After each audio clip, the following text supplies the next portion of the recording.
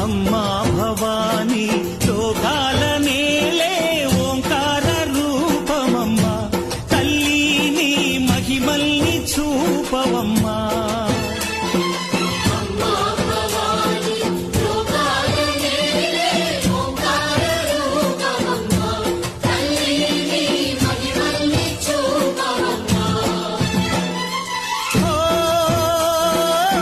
సృష్టికే దీపమా, శక్తికే మూలమా, సింహరథమే నీదమ్మా.